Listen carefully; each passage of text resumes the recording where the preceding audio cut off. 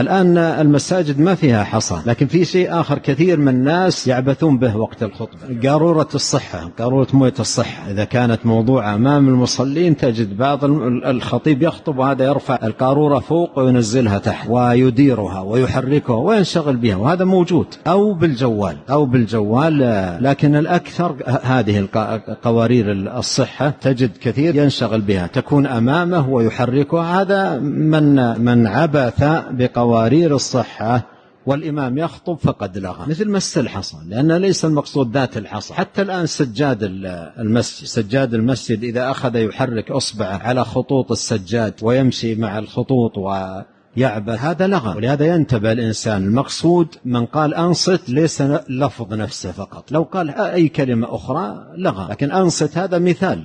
والحصى ليس المقصود الحصى نفسه، وإنما هذا مثال في تجنب العبث، فلا يعبث ولا يتكلم، لا يتكلم بلسانه ولا حتى بالأمر بالمعروف والنهي عن المنكر، ولا يحرك يده بعبث، لا بملابسه ولا بقارورة ماء أمامه ولا بسجاد المسجد ولا غير ذلك. نعم.